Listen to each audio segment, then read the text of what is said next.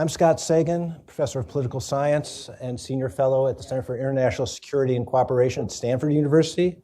I'm really pleased to be chairing this session, a dialogue with James Acton, the Jessica T. Mathews Chair and the co-director of the Nuclear Policy Program here at the Carnegie Endowment. Are we all set? Is that better? Okay. I want to begin with a full disclosure. As James knows, but as you should also know, I was a reviewer, an outside reviewer for this very important international security article before publication, and pushed James to try to make what I thought was a very good paper even better, and I think he's done that. To me, this is a very important article published in International Security. I should mention that we don't have copies for everyone here, but it's there's no firewall, no paywall in the International Security website, so you can download a full copy of it. There's also a policy brief outside where James and some of his international colleagues talk about this problem of entanglement. I admire this work greatly because James has a very unusual capability to bring technical knowledge and political knowledge together in his work. And the questions of entanglement of command and control and the risks of nuclear escalation require analysis that is both technical in nature and political in nature. I would say that the analysis is entangled, but that is the nature of the article. Escalation to entanglement: how the vulnerability of command and control systems raises the risk of inadvertent nuclear war.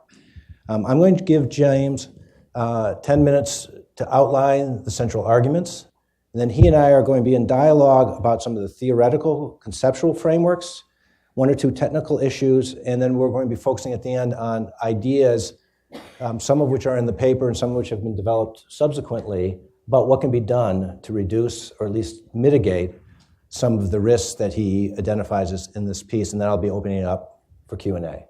So James, 5 to 10 minutes, and look forward to you giving the summary of the main arguments. Thanks, Scott, and many thanks to you for agreeing to do this today.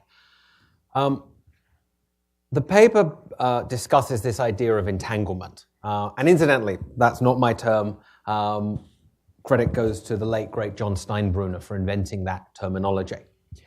But entanglement describes what I see as growing interactions between the nuclear and the non-nuclear domains. It has lots of different manifestations.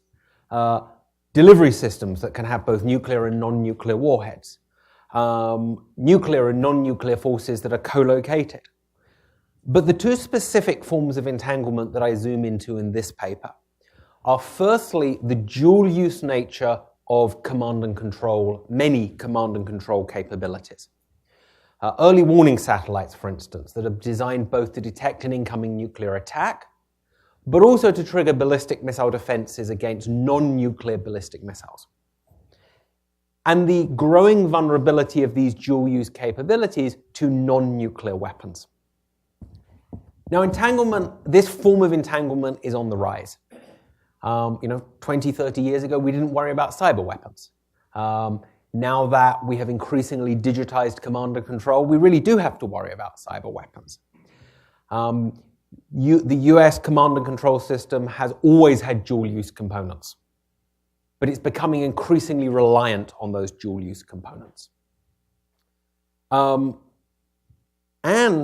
the conventional warfighting doctrines of the United States, Russia, and China all appear to call for attacks against command and control assets as a way of trying to win a conventional war. And that essentially is the root of the escalation risks in this paper. To be and in particular, an idea that I term incidental attacks.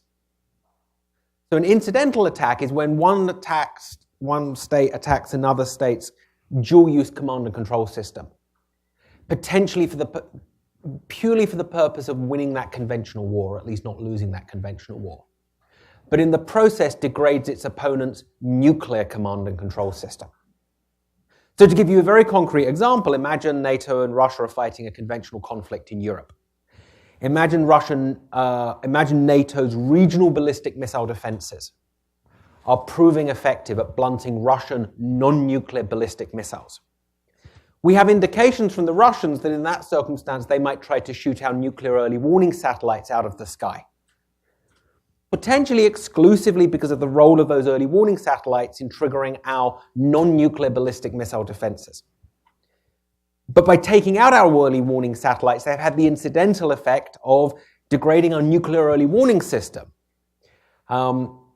which for reasons I'm about to go into, I think has the potential to be very escalatory.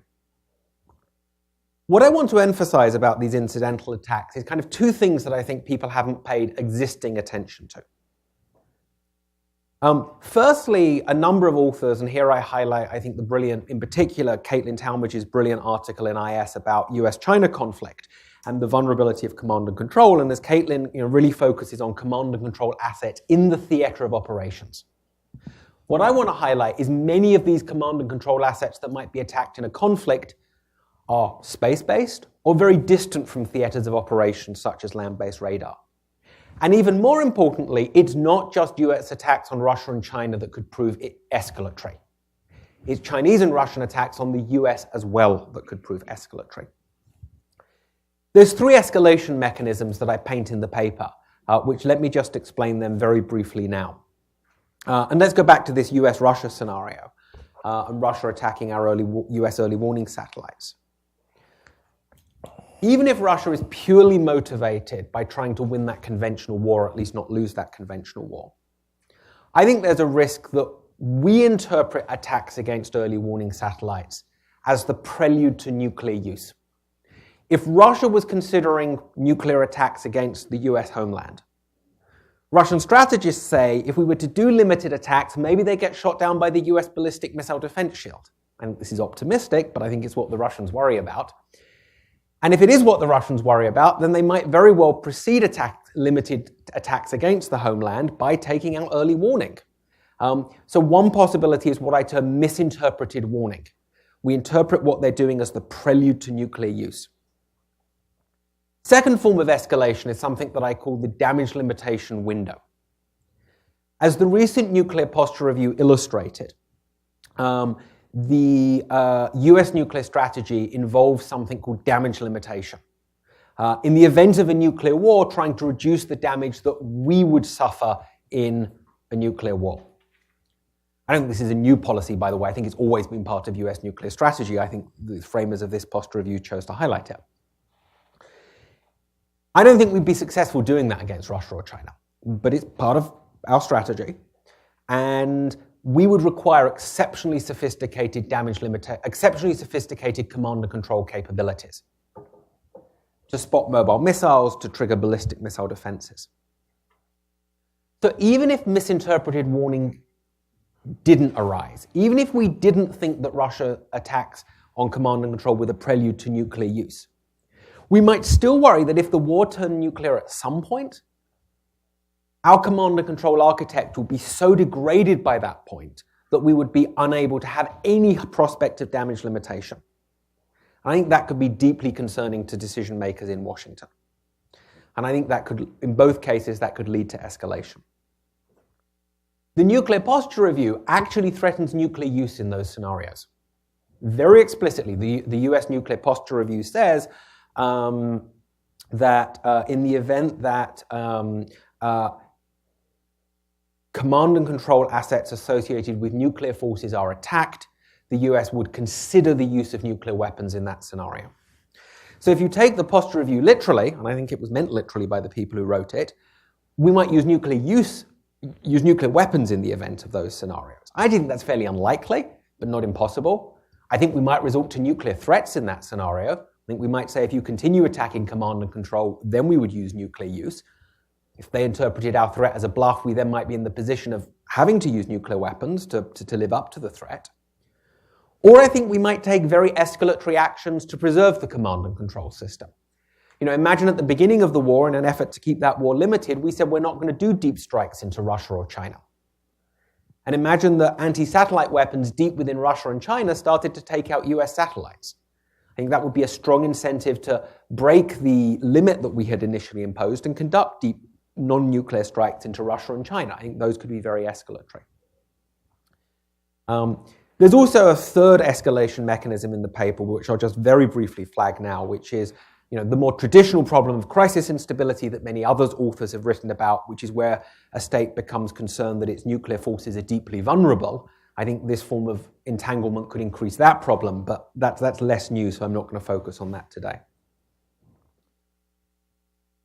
Let me end by just saying two or three sentences about what to do about this problem, and then I'm sure we'll discuss that in more depth later.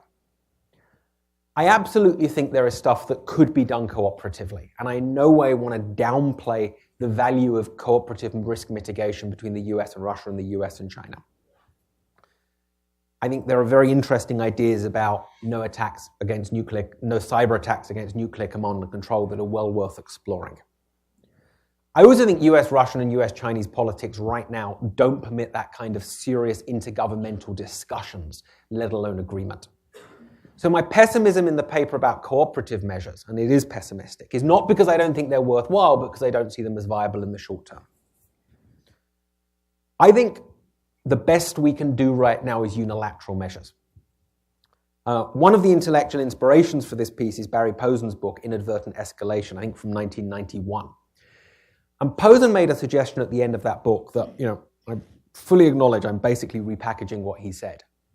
But he said, one of the big things we could do is reorganize ourselves internally so that military and civilians charged with defense policy think more about these escalation risks, that they are considered at all stages of the acquisition, war planning, crisis management cycle. That, for me, is the most valuable thing, it would be both valuable and, I think, doable. So many of the risks that I'm talking about arise from perception, or rather from misperception. Merely just awareness of the fact that we may be misinterpreting what the other side is doing and they may be misinterpreting what we are doing. Even just as simple as that raised awareness, I think, could help mitigate some of the risks that I'm talking about.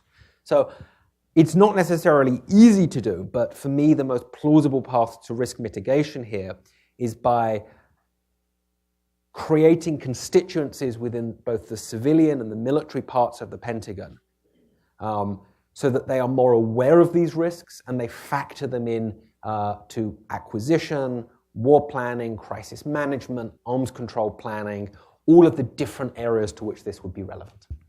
That's great. That's a great start. Let me first push you on the conceptual framework and how you're trying to apply it for different countries, because there's one conceptual framework, but I think you'd acknowledge right from the get-go that Russia and China have very different capabilities.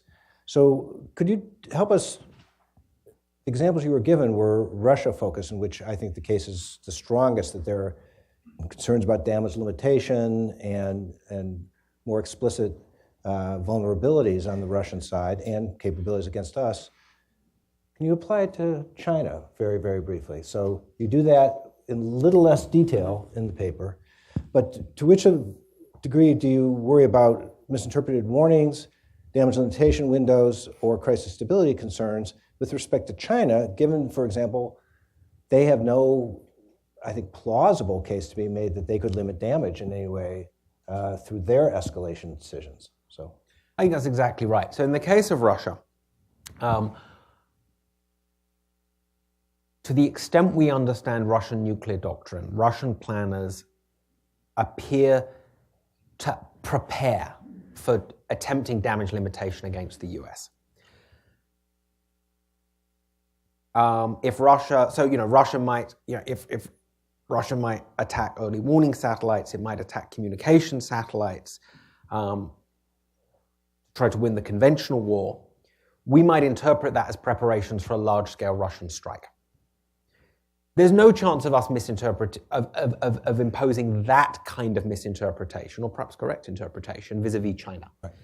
As you say, China's forces are a lot smaller than Russia. China would have no capability of doing damage limitation against the US. So I'm not worried, for instance, if China started attacking dual-use communication satellites. I don't think it's very, very unlikely we would misinterpret that as preparations for a first strike.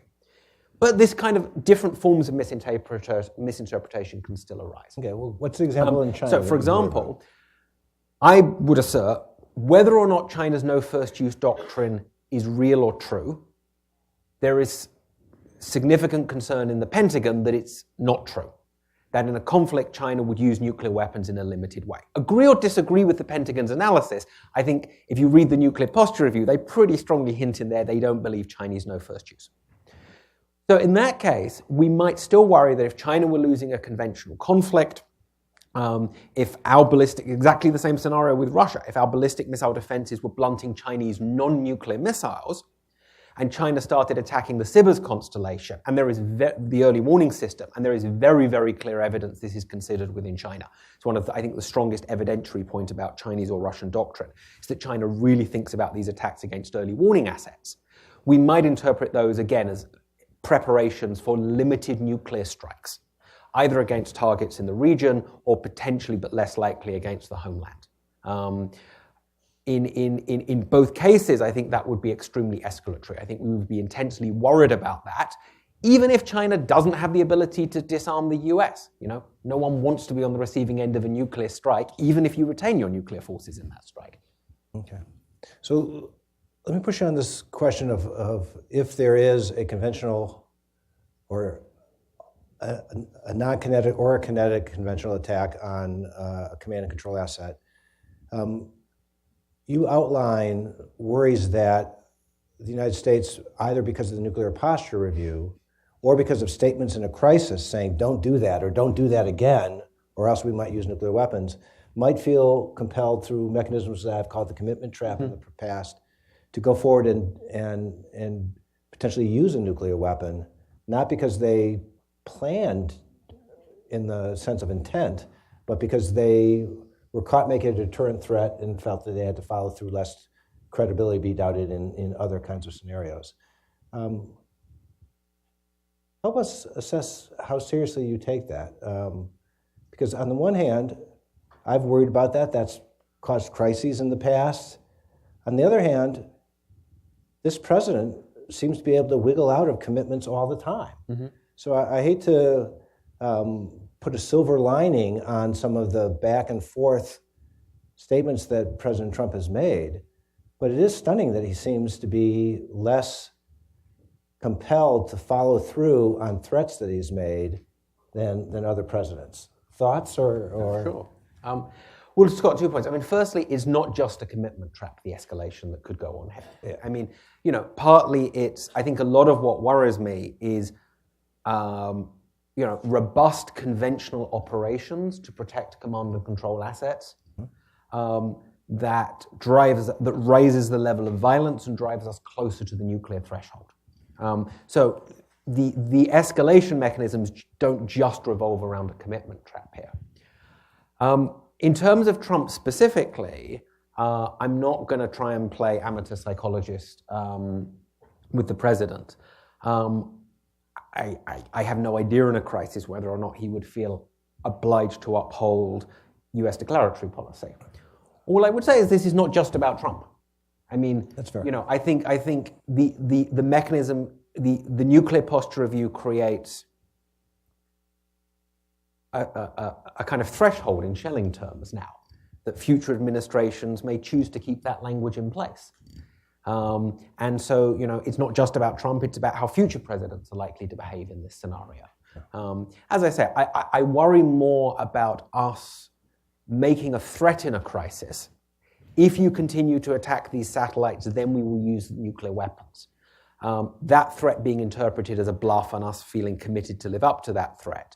I worry more about that than I do us saying, because we said it in the Nuclear Posture Review, now we have to use nuclear weapons straight away. And I think a threat uttered in a crisis probably has more likelihood of being followed through than a threat made years previously in peacetime.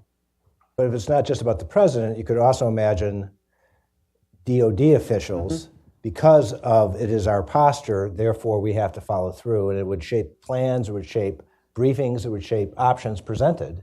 So I think that's an important thing to have I would identified. certainly agree with that. So a couple technical questions.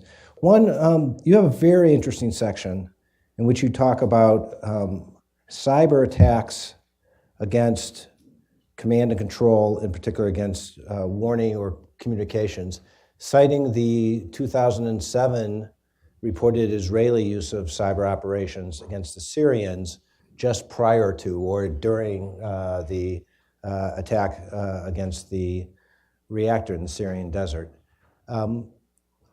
This gets into very technical work right away, but give us a sense or convince us that the problem of cyber attacks against warning systems, it doesn't have to be as vulnerable as the Syrian Air Force was, but it has, obviously you're going against much more capable forces 10 years later. So how do you assess the vulnerabilities to a cyber attack against a warning system? So I don't assess the vulnerability. Like I don't claim to know about the vulnerabilities in the US early warning system. What one can do is point to things like the Defense Science Board. Now, the Defense Science Board, who've received briefings I haven't and have clearances that I don't, have assessed that it is, quote, impossible for the Department of Defense to fully defend its networks. And their point is that the scale of the threat depends on the sophistication of the adversary. In the case of, lower level non-state actors, they're kind of more bullish about the possibility of defending absolutely critical IT systems.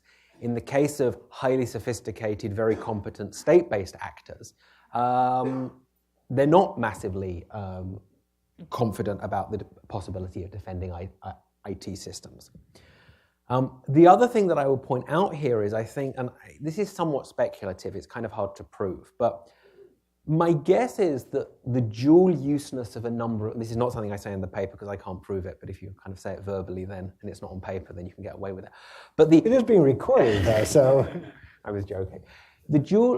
I suspect the dual useness of many of these command and control capabilities contributes to their cyber vulnerabilities. How so? If you take a system like Advanced Extremely High Frequency, which are communication satellites used for everything from special forces operations through to nuclear operations, and you think about the number of users that system has, and the number of ways there must be of interfacing those systems, and the speed with which users demand access to those systems, you're creating intuitively, for me at least, more potential points of vulnerability. If we really had a nuclear-only system, and we can discuss the pros and cons of going down that route later, but if we really had a nuclear-only system that had just a small number of users, you could imagine having extremely rigid access controls and stuff like that. As you expand the number of users, I think inevitably you're likely to introduce challenges to controlling access into that system. And challenges to insider threat problems and all sorts of things. Absolutely. If you want to penetrate somebody's system, the more people you have using it for multiple purposes, the different kinds of security clearances involved, the different opportunities one might have in that sense. You could see a compromise that could do this as well as a technical. Indeed, absolutely. One last technical question. You talk about the reduction in redundancy in U.S. command and control, and you had just mentioned the AEHF satellites. So we've gone down from multiple systems to these aren't warning, these are to give emergency action messages to nuclear forces, to 4 systems that are the same. How independent are they? Because it strikes me that for a system to go wrong, it's not the actual number, it's not redundancy in that narrow sense, it's redundancy in the sense of how independent are the systems. Are they overlapping so that one going down won't make that much of a difference? Or are there common mode errors, or are they not overlapping in their coverage so that it could be a real problem if one vulnerability creates massive vulnerability? Convince me and convince the rest of the audience that that's a big problem. Let me underscore your first point, which is the reduction of redundancy within the nuclear command and control system. By the end of the Cold War, the US simply had many more command and control assets and many separate systems. So you're right to highlight there's kind of two different forms of redundancy. There's just redundancy in pure number of assets and redundancy in number of systems. And I think this has big implications. It depends on the threat. I think this kind of redundancy becomes important. If we were only worried about kinetic attacks, right? If we weren't worried about cyber, if we were only worried about ground-based anti-satellite weapons blowing up satellites, building more and more of the same satellite would potentially be a useful response to that system. We don't have the money to do it, but if we put up 100 identical advanced extremely high frequency satellites into orbit, which would cost like $500 billion or something, but if we were to do that, that would, you'd have huge challenges in shooting down that number of satellites. However, if all of those satellites rely on the same software and they have the same, then potentially they have a common mode software vulnerability. So in theory, one could imagine a single cyber attack being able to disable multiple different satellites because they all run on the same software. So this distinction between redundancy of numbers of assets within the same system and redundancy of different kinds of systems, I think is an important distinction. And building more of the same guards you against some threats, it doesn't guard you against others. So before we talk about solutions, I want to do one creative thing, which is the paper and some of their earlier work with co-authors really focus on Russia first, then China second. But this problem is present in spades with North Korea. It strikes me that there's some unusual asymmetries here, far more asymmetric capabilities between the US and DPRK than between US and Russia, and even US-China. Much more of a hair trigger posture on both sides in the region. I've thought something I've coming out in the very near future about, imagine that the Hawaii incident occurred in North Korea. We had that false warning in Hawaii. It didn't cause big panic here in Washington because people had redundant systems that could say, no, there's no attack coming against Hawaii. Second, because there were professional people who said there's someone screwed up and it could report correctly up above that there's nothing going on. And third, because we really didn't think Kim Jong-un was about to attack Hawaii. But if that occurred in North Korea, not the identical problem, but similar kind of false warning. A, they don't have much redundancy.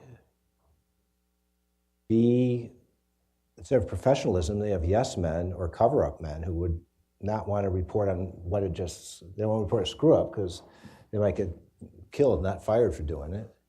And three, I think Kim Jong-un does think we might launch a surprise attack because we keep telling him we might launch a surprise attack.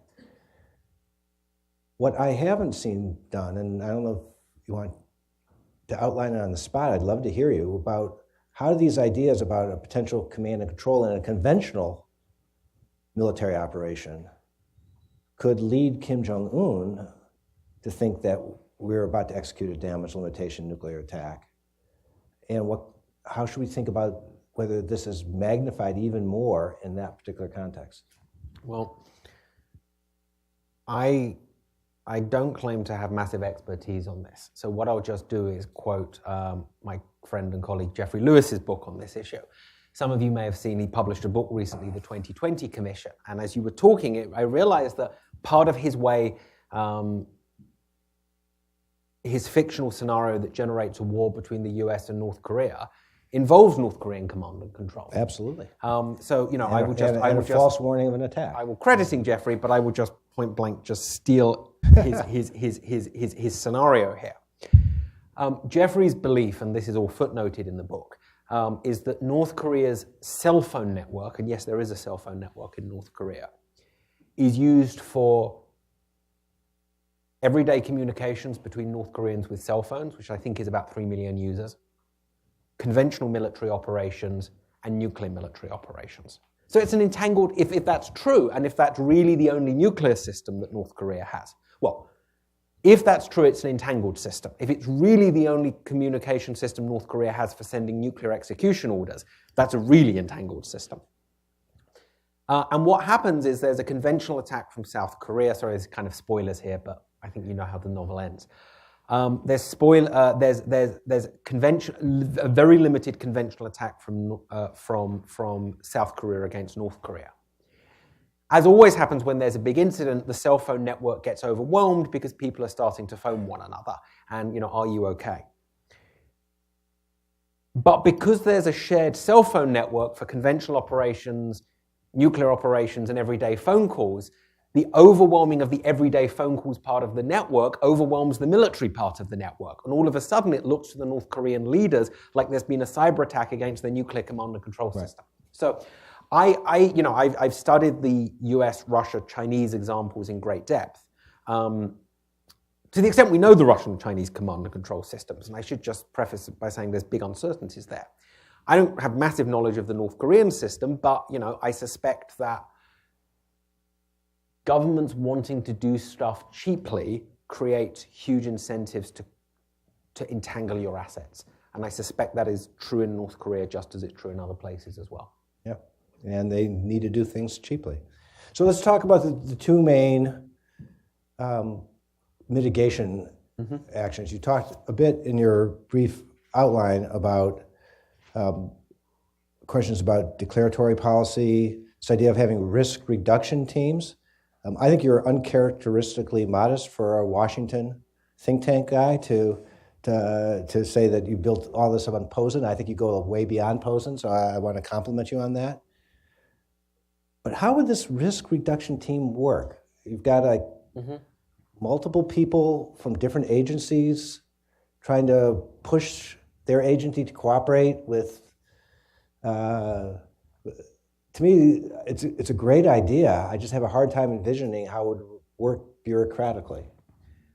So, it's a great question. The first thing that I've changed my thinking about a bit since the paper was published is to be convinced into believing that you have to have somebody really senior in the bureaucracy responsible for driving this through. An entailment czar. Entanglement czar. You actually want somebody in the existing bureaucracy, and in particular, the person I think ought to be made responsible for this is the Undersecretary of Defense for Policy. Okay. The Undersecretary of Defense is already legally responsible for reviewing U.S. war plans to make sure they are consistent with civilian guidance.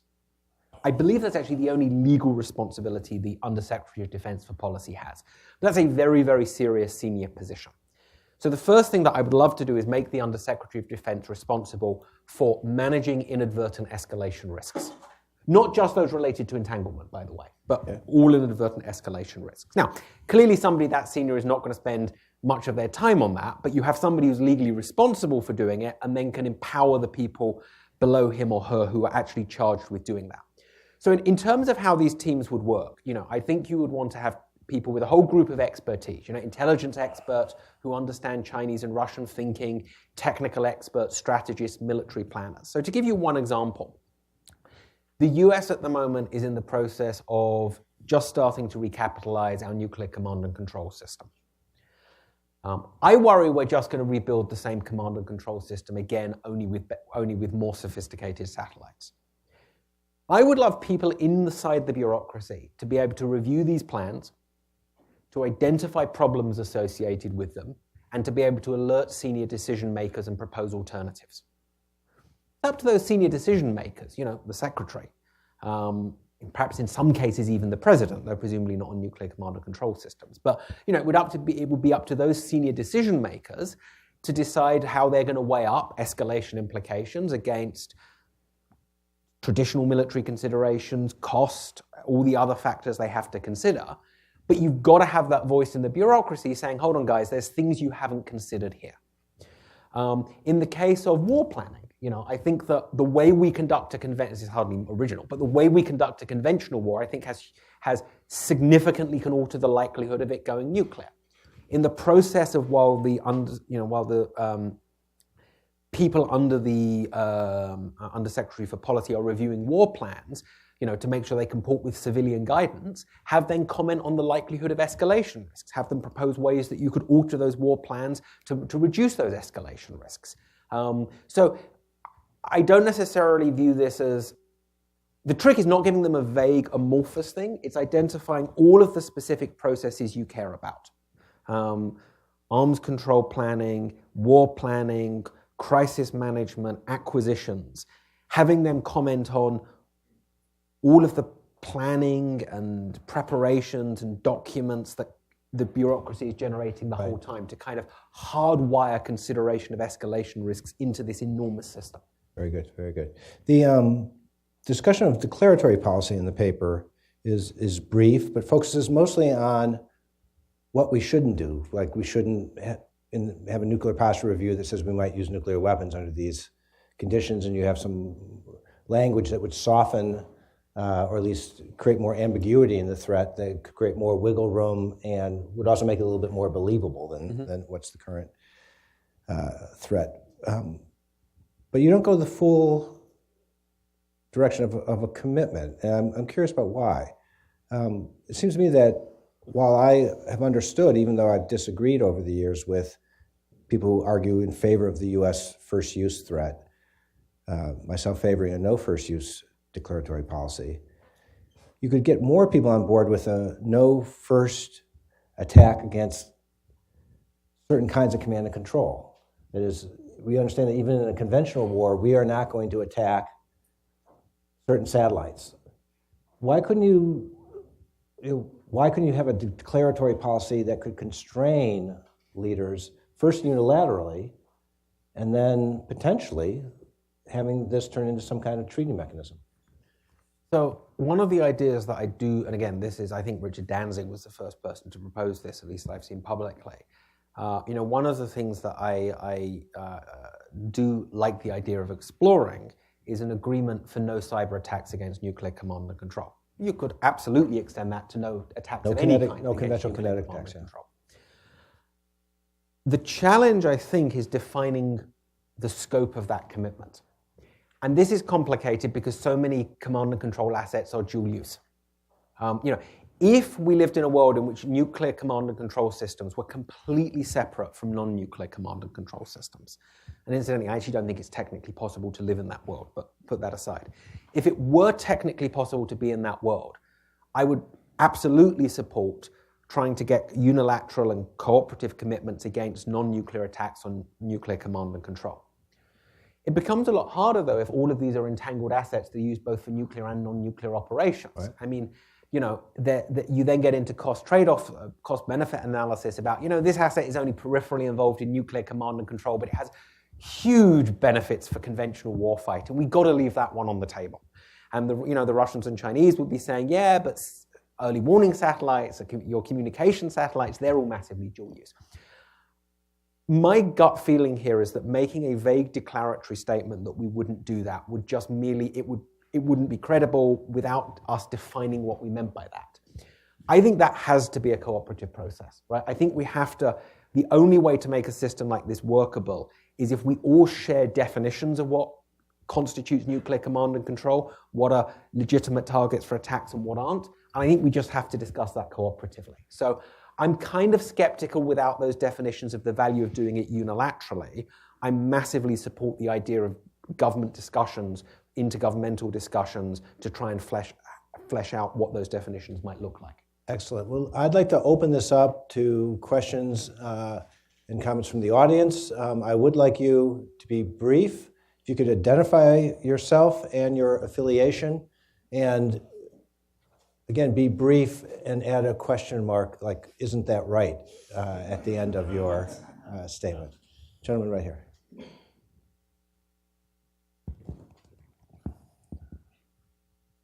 Hi, I'm Michael Martell from the National Security Archive.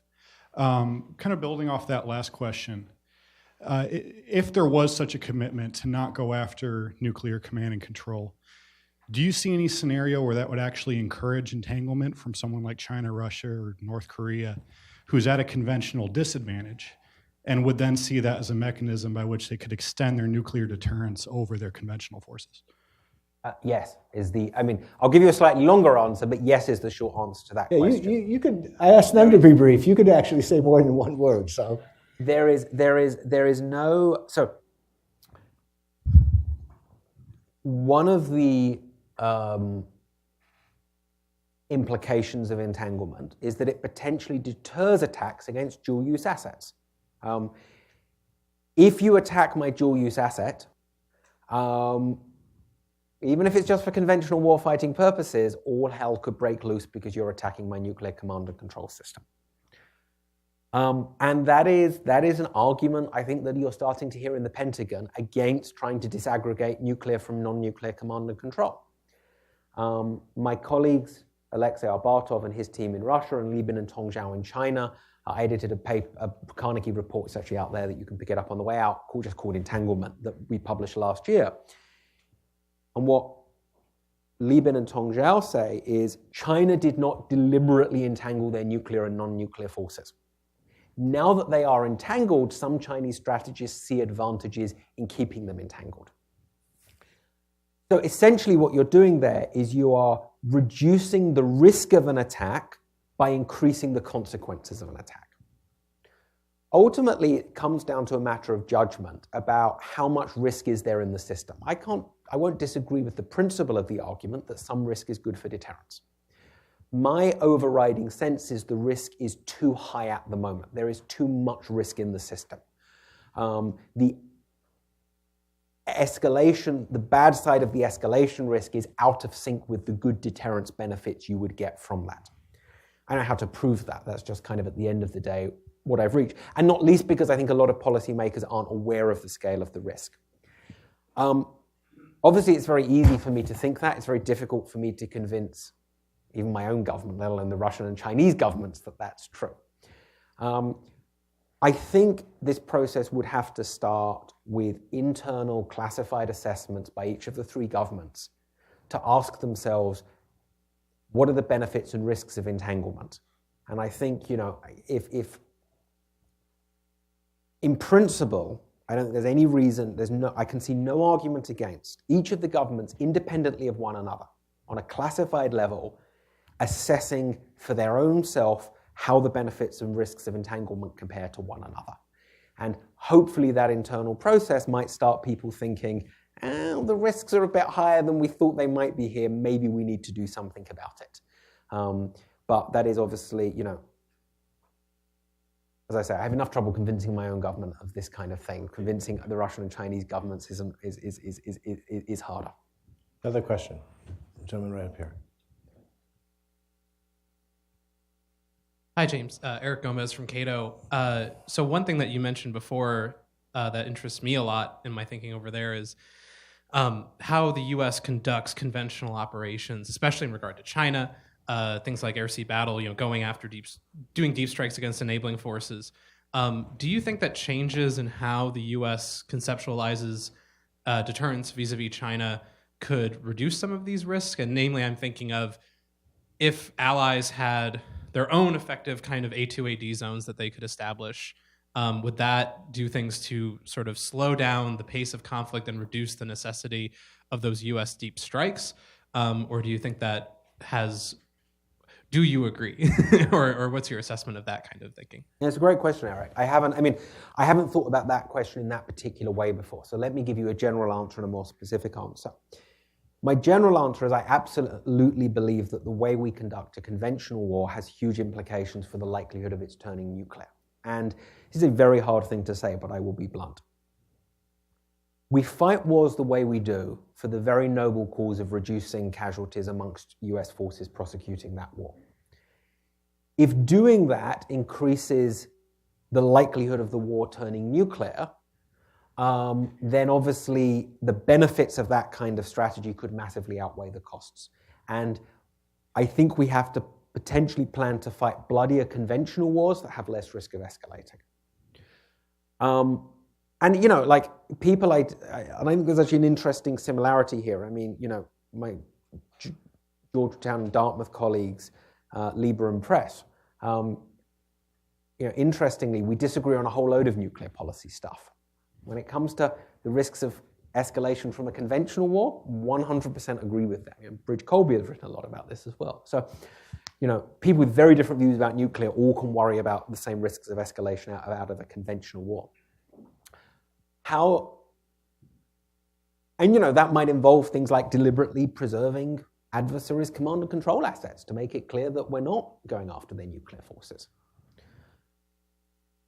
The specific question of whether allies having better A2AD capabilities mitigates that risk or not, I'm not sure I can give you a great, well thought out answer here and now.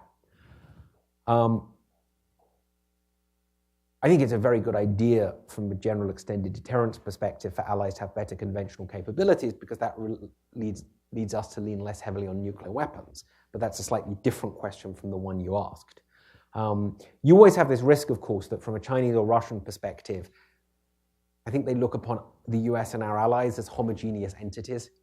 Fundamentally, allies are just doing whatever we told them to, which is, I think, not true, but I think is a fairly deeply held belief in Russia and China. So there's always a risk that, if you try to empower allies, it's all just a big US plot anyway.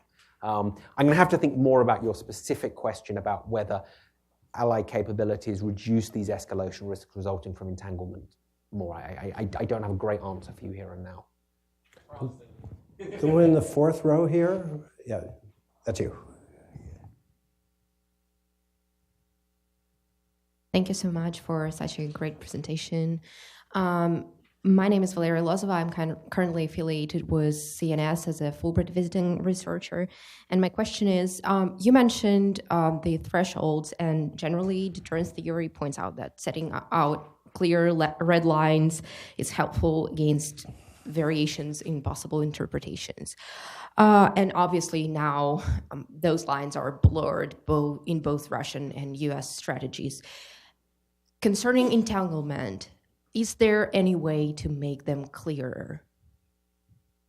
It's a great question, Valeria, and good to see you. There's kind of a two-part question. I think, let me just say in general terms, I think red lines are helpful sometimes and they're not helpful other times. I wouldn't, I wouldn't commit myself to any kind of blanket statement about the value or not of having very clear red lines. I think what is true is entanglement in some sense blurs the distinction between conventional and nuclear conflict. And at some fundamental level, that's where all of the escalation mechanisms that I discussed stem from.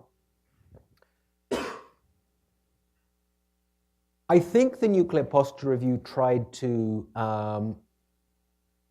make this distinction clearer. The threat to use nuclear weapons against attacks on nuclear command and control was a way of highlighting, setting out a red line against attacks on nuclear command and control. I think it was a mistake to threaten nuclear use. I don't think it was a mistake to highlight the importance of these assets to the US. If it was up to me, I would have said something like, dual-use assets are integral to the US command and control system, and we will respond to attacks on them accordingly. Right? I wouldn't be specific about how we would respond, but I would make it very, very clear that these are special assets. Technically, in some cases, there are things you could do and not do. We could build a completely separate communication system for nuclear forces and non-nuclear forces. There are pros and cons of doing so. I could talk for hours about that subject. But from a technical possibility, we could just build two completely distinct communication systems. Might be a challenge to convince the Russians and the Chinese that our nuclear communication system wasn't a dual-use communication system, but there's no reason we couldn't do that, and that would create some clarity. I actually think that kind of clarity is not possible with early warning for a very, very specific reason, which is Russian and Chinese dual-capable missiles. Incidentally, we have dual-capable systems as well. It's not just them. But let me look at this from the US perspective. You look at a Chinese missile like the DF-26, which is reportedly can be equipped with both, the same missile body can have nuclear or conventional warheads. If we can't distinguish from the outside whether a missile is nuclear or conventionally armed, even if we wanted to have two completely separate early warning systems, we just couldn't do that. So I think there is, and there's other technical challenges as well, but I think like dual capable systems are the clearest one. And as I say, we have those as well, like, the B2, the B52, the B21 in future. It's not just them. So there is some stuff you can do to demarcate the boundary between the conventional and nuclear domains. But I think that boundary, you could make the boundary somewhat less blurred than it is, but I don't think you can ever make it a clear red or black and white, whatever colors you want to choose. Let me add one point and see whether you agree with this. It seems to me that our analysis of these kinds of problems often doesn't disentangle two phenomena. One is the clarity or lack thereof of the red line, and the lack is the clarity or lack thereof of the threatened response. We call that all sort of the red line problem, but that's not right. So think about the 2010 Nuclear Posture Review, which changed U.S. declaratory policy with respect to chemical or biological weapons use. It didn't get rid of a threat to respond to that red line, someone who uses chemical or biological weapons against us or our allies, but it changed the response to be not ambiguous, we hold open the right to use nuclear weapons, George W. Bush's posture review, but rather we will have a devastating response and will hold anyone, both the leadership who ordered an attack and any military officer who conducts the attack, responsible for the consequences. In this area, I would think that you'd want to change from we hold open the right to use nuclear weapons if someone attacks a command and control asset to something more like that. I don't know whether I don't like the term proportionate response because that's actually has a different meaning in the laws of armed conflict, but an appropriate response, a in-kind response or a similar response, or what kinds of declaratory policy would you make to deter someone from attacking a nuclear command and control asset? So in the paper, all I was suggesting doing was kind of drawing an intellectual asterisk over these assets, saying these are special, and you have to be aware that there will be severe consequences for attacking them. I was very vague. It wasn't even vague. I didn't even try to indicate what those consequences would be. One of the comments, and it's an issue that I'm thinking about. One of the comments you wrote privately to me when you reviewed the early draft of the paper, which I didn't address in the paper but has never left me, is how should the US respond to attacks on command and control assets? And I'm kind of trying to think through the answer to that. I mean, I can't tell you, this is a really difficult problem. I can't tell you I have a great answer to that. I would point out it may very well be scenario dependent. If we're pretty sure we're going to win this war, and it's just a matter of like a few days longer, and there's frankly not much they can do, maybe we just prosecute the war and we win the war and we don't respond in any particular way. If the war hangs much more in the balance, and this is a huge fight, and what they're doing is enormously important to us, maybe there has to be a much more kinetic response. I think it's a challenge to work out what that response is that doesn't create huge escalation risks. I can't tell you I have a great answer to that. But all I point out is if your response to something is massively scenario dependent, it's kind of difficult to threaten something specific in response to it. Fair enough. Here, right in the front.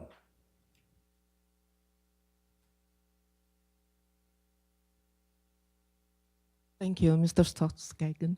I'm so pleased to attend this because I think... Identify yourself first and then ask your yes, of course. Veronica Cartier, I'm active in think tank in nuclear policy. I think entanglement is more, we have to understand in very deep because it is very significant, which could lead into proxy of war. It is to stop spread for the non-nuclear proliferation to the nuclear proliferations. As both leaders from China and Russia have stated that China-Russia relationship is better than ever. In that respect, I will bring to the Cold War era when US against Russia, USSR, and how Russia approaching developing country, and as my region is Indo-Pacific region, how Russia approaching and encourage like Indonesia and other countries to oppose the United States, and China, who does the logistic, providing the military weapons and guns. But now, in my research, that is the opposite. China, who did spread through the belt, Silk Belt all over the world, and Russia approaching the small country in Indo-Pacific. So could you turn this into a question on this? I will, just in 1 second. But so then, it is the dangerous then, as right now, Russia is approaching like Indonesia to provide nuclear. So therefore, the concept of the entanglement into proxy of war and the non-nuclear proliferation to nuclear proliferation is become very significant. So my question is, do you think to navigate Sino-Russian relationship, it's significant, and also to enforce entanglement and unilateral measures probably is the core in prevention for entanglement and proxy of war. Thank you. Thoughts? Yeah, just is an interesting thought. Very, very briefly, I think that I mean entanglement in a fairly narrow technical sense. I mean, there's this, one can talk about entanglement in a much broader political sense as well. In the narrow technical sense in which I mean it, I'm less worried about what's going on between Russia and China. I mean, I think we would fight a war against Russia, we would fight a war against China. I don't really worry about us fighting joint Sino-Russian forces together, though maybe I should worry about that. So I think the dynamics that you're pointing to have big political influence generally. I think less so in the kind of more niche technical area that I'm looking at. Question, there's someone, yes.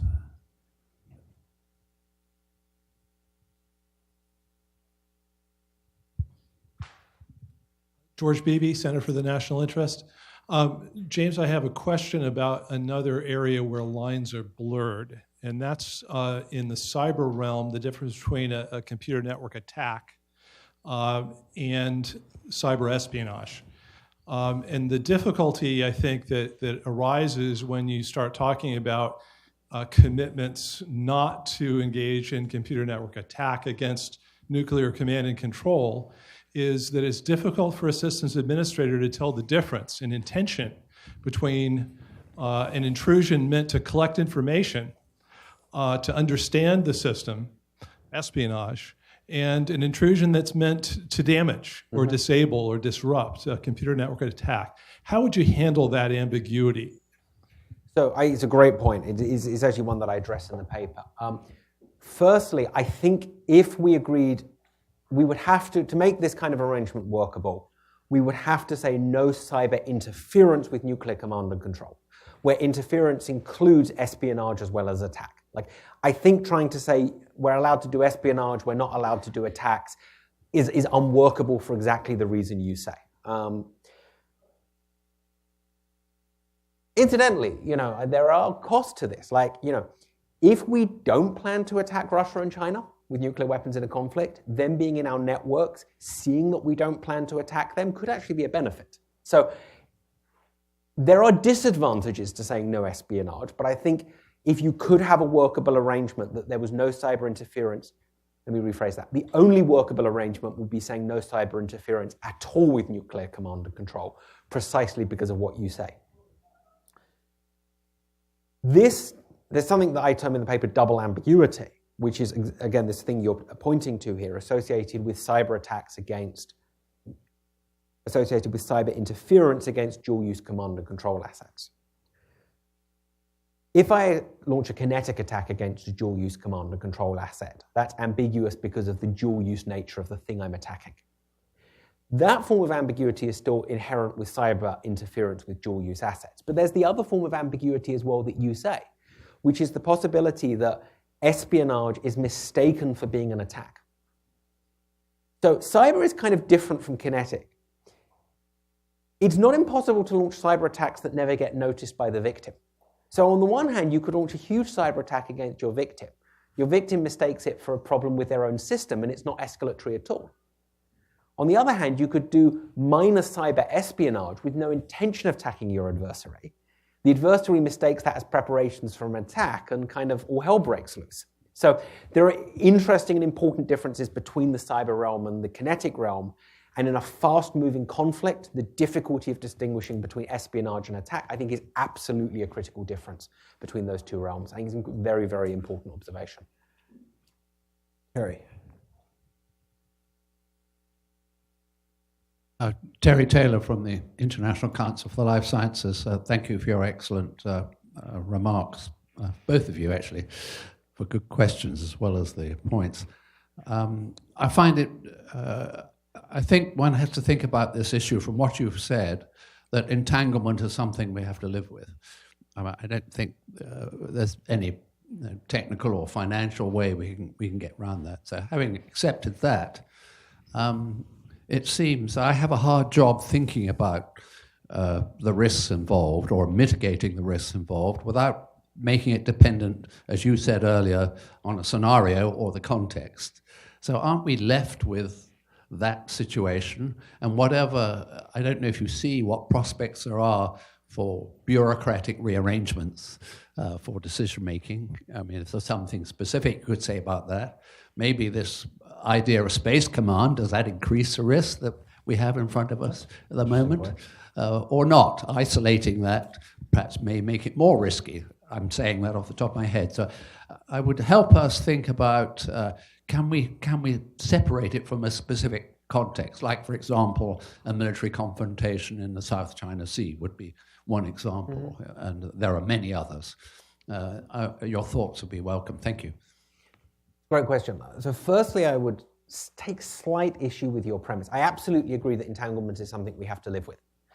We do have choice over the degree of entanglement. Like, we can choose to live in a more or less entangled world. So there is some choice over the extent of the entanglement.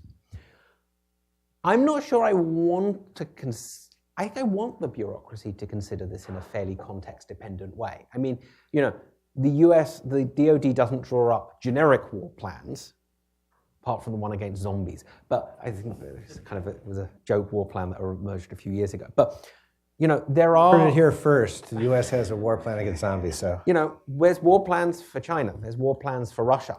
You know, I think there is huge value to considering the very specific risks that would arise in those very specific contexts. So actually, in the case of like war planning or crisis management, I think it's good to think about these in a very context-dependent way. I think there is value to thinking about them at a more generic level, and that's clearly relevant to like acquisition. You know, generally one is acquiring technology to be used in multiple different contexts, not in any one specific context. You know, part of the reason I looked at Russia and China in the paper was to draw these more general lessons. And, you know, I think we write about escalation risks in a generic way associated with technology the whole time. You know, in terms of thinking about, I think one can think fruitfully about how to make command and control more robust, less likely to be degraded in a conventional conflict. One can think about, you know, do hypersonic long-range weapons increase escalation risks or not? So I think, you know, I think where necessary, you can think about it in this more generic way. On the Space Force, all I have to say is this. When I understand what the Space Force is supposed to do, I will comment on whether or not I think it's a good idea from an escalation perspective. I have literally no idea what the proposal is in terms of who does the acquisitions. You know, the forces are not in the chain of command. The combatant commanders report directly to DoD. So if Air Force, if a new, the combatant commanders report straight to the secretary. So, but the way it's talking, it's as if like, you know, who's the combatant commander going to be in this?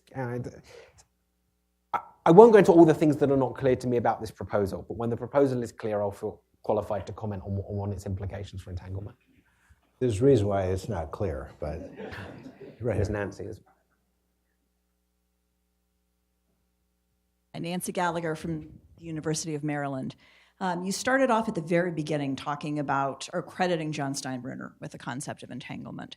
And what he was most concerned about dates way back before the current situation, before he was even writing about it.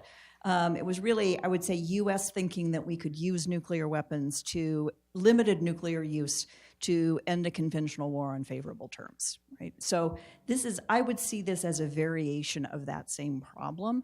And what he was arguing for really was a fundamental change in security relationships and a fundamental change in reliance on deterrence, on damage limitation, on the whole business. What you're talking about are some very minor modifications at the margins. And so what I'm wondering, while I think you've done a great service to point out all these escalation risks, right? If you propose risk reduction teams, are you essentially trying to delude the United States into thinking that it could manage these risks of the overall security posture that it has?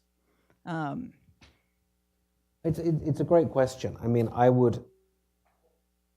the idea goes even further back than John. I mean, I always like pointing out the aircraft that dropped the bomb on Hiroshima was a B-29, which was originally developed for conventional delivery and used for nuclear delivery. So, entanglement is literally as old as the nuclear age. I mean, at least if you go back to Hiroshima rather than Trinity. But you're right. I mean, what I'm doing is unashamedly kind of fatalistic about the risk and working out how best we can manage it.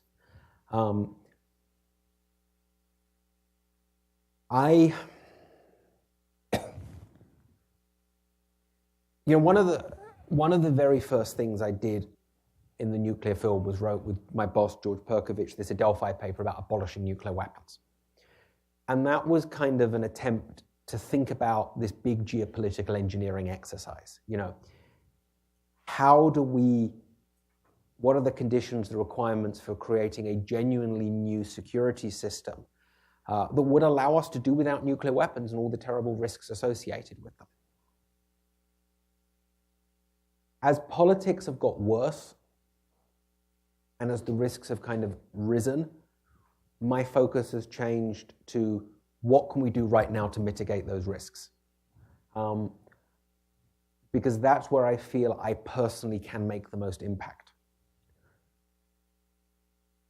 That's not to say that I think it's not really important to have people thinking about these much more fundamental ways of reforming security relationships to build a much more fundamental, durable, lasting peace.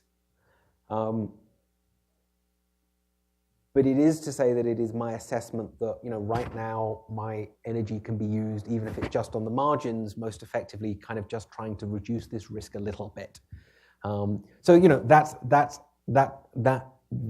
wouldn't dispute your contention. I think it is fair that fundamentally what I'm doing is proposing fiddling around the edges of a much bigger problem and not claiming to be able to make huge progress on solving it.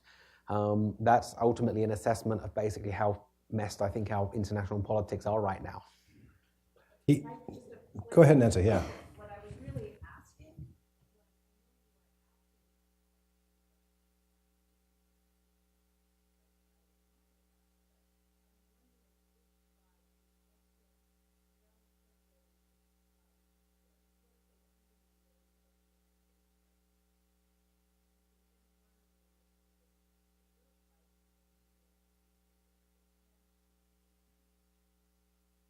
There's a risk there. I mean, I wouldn't deny that. There's a risk there. I mean, I think I think it's a good lesson. It's a good thought for me that as I present this thing, it is worth, and I roll it out. It is worth emphasizing that what I'm saying is risk mitigation, not risk solution, and one shouldn't be complacent in this space. So I take that as a warning to remind people about how far my recommendations don't go. I think it's a very fair point, Nancy. Warning taken. Jim Timby.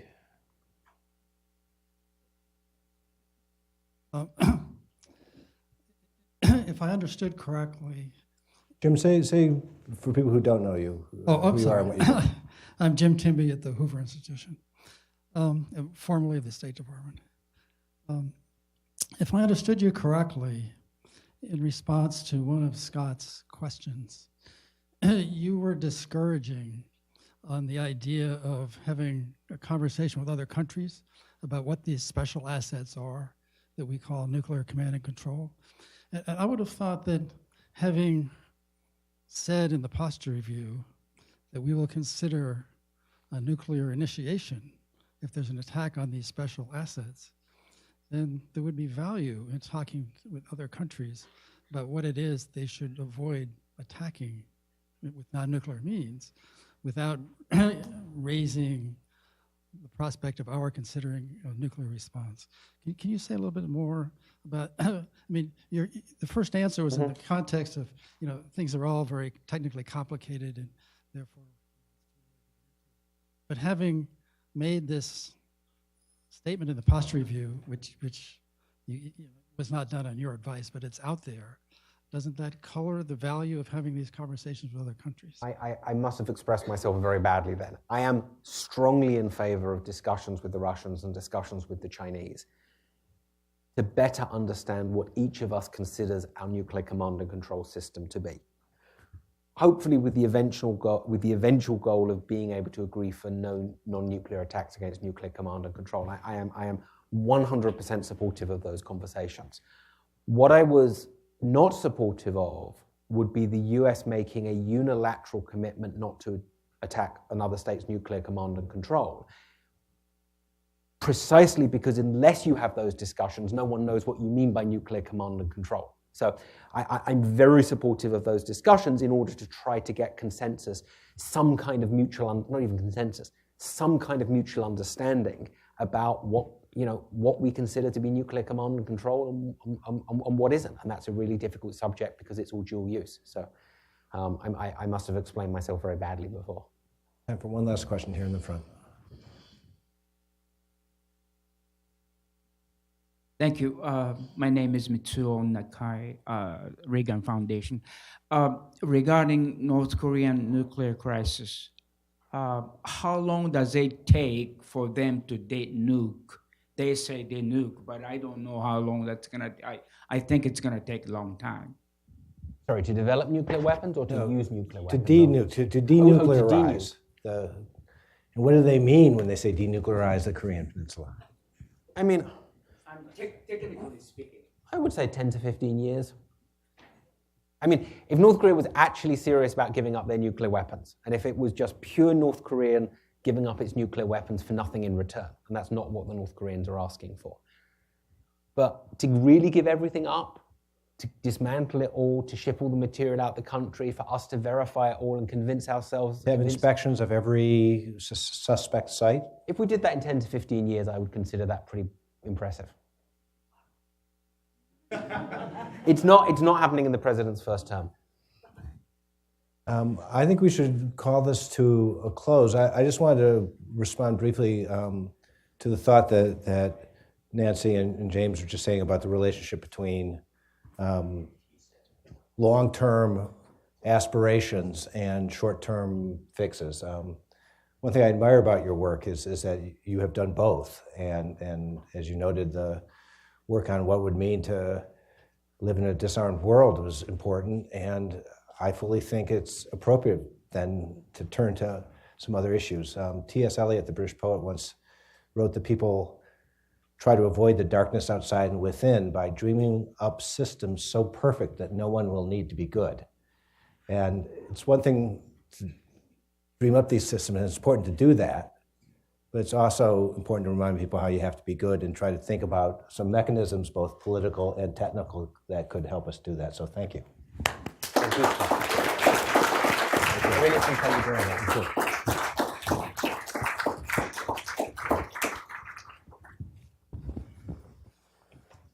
Thank you. Yes, no, I do. You can get the whole article on the IS International Congratulations. Security website. And now Good to see you. the brief comment is outside